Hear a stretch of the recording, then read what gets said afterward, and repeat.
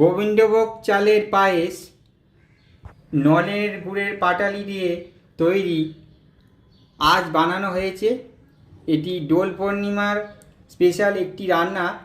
আপনারা অবশ্যই দোল পূর্ণিমার এই শুভক্ষণে বাড়িতে বানিয়ে এই মিষ্টিটি খাবেন, সঙ্গে বন্ধুবান্ধব আত্মীয় স্বজনদেরও শেয়ার করবেন। 1 কাপ গোবিন্দভোগ চাল নেওয়া হচ্ছে।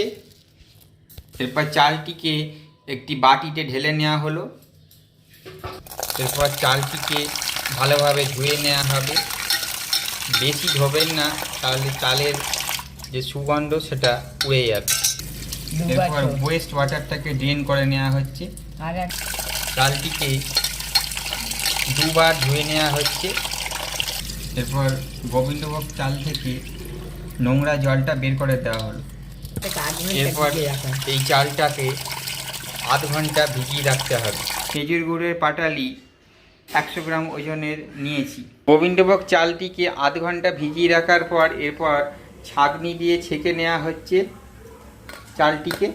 পুরো চালটি ছাঁকনিতে ঢেলে দেওয়া হলো এবং ঝাঁকিয়ে নেওয়া হচ্ছে যাতে পুরো জলটা বেরিয়ে যায় চাল থেকে।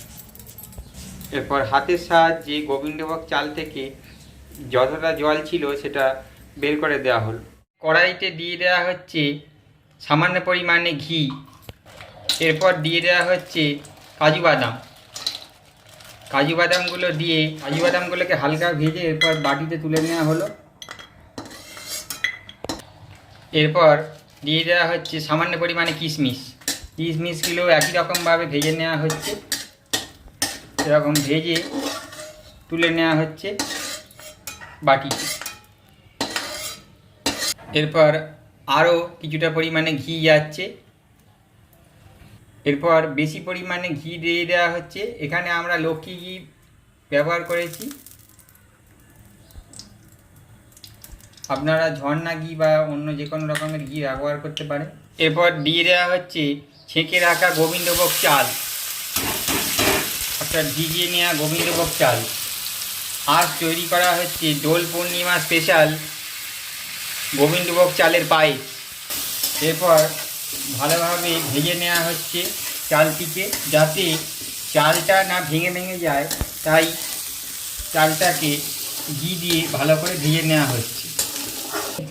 আগে থেকে ঘন করে রাখা 1 লিটার আমুল কাউ মিল্ক, দেখতে পাচ্ছেন ফুটে উঠেছে দুধটি। এখানে ফুল ফ্যাট মিল্ক ব্যবহার করা হয়েছে, কারণ গোবিন্দভোগ চালের পায়েসের ক্ষেত্রে ফুল ফ্যাট মিল্ক দিয়ে করলে খেতে বেশি ভালো হয়। দুধ ফোটানো কমপ্লিট হয়ে গেছে, অর্থাৎ দুধটিকে 1 লিটার থেকে হাফ করে নেওয়া হয়েছে। এরপর নামিয়ে নেওয়া হলো।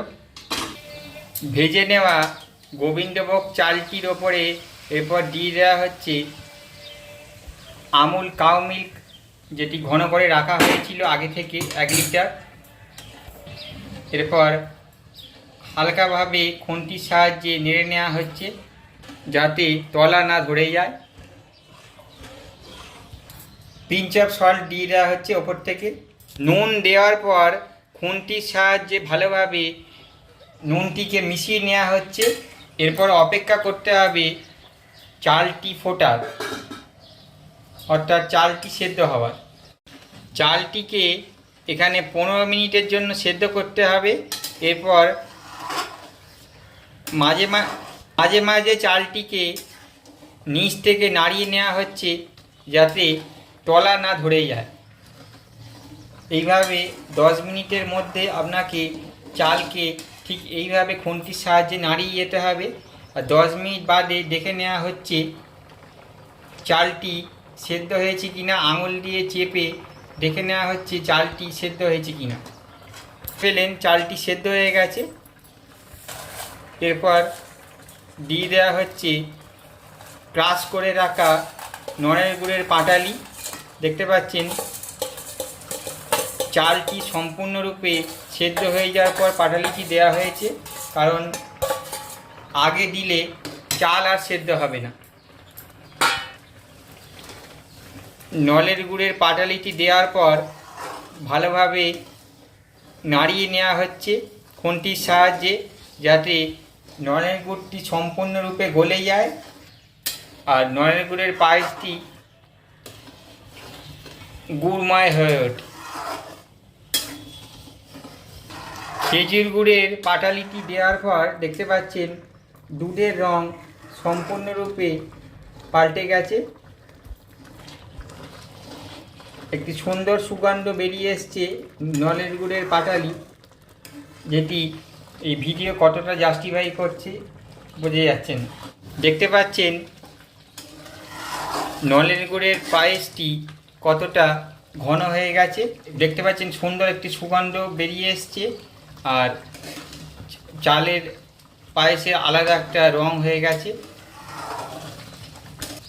একটু ঘন রেখে অবশ্যই আপনারা পায়েসটি নামাবেন, কারণ পরে অর্থাৎ ঠান্ডা হয়ে গেলে পায়েসটি বসে যাবে।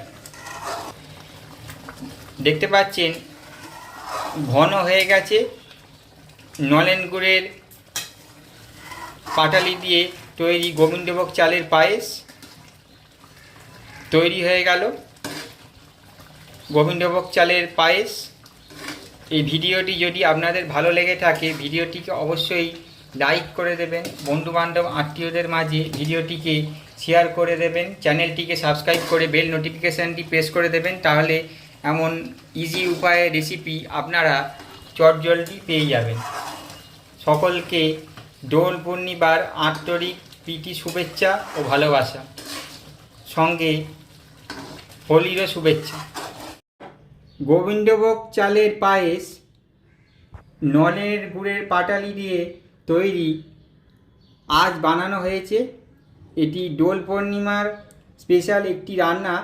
আপনারা অবশ্যই দোল পূর্ণিমার এই শুভক্ষণে বাড়িতে বানিয়ে এই মিষ্টিটি খাবেন, সঙ্গে বন্ধুবান্ধব আত্মীয় স্বজনদেরও শেয়ার করবেন। গার্নিশিংয়ের জন্য ওপর থেকে দিয়ে দেওয়া হচ্ছে আগে থেকে ভেজে রাখা কাজু বাদাম ও কিশমিশ।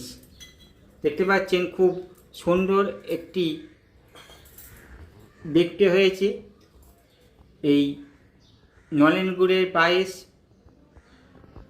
গোবিন্দভোগ চাল দিয়ে। এই ইজি ডেজার্ট রেসিপিটি অবশ্যই আপনারা সকলে বাড়িতে বানিয়ে খাবেন দোল পূর্ণিমা অর্থাৎ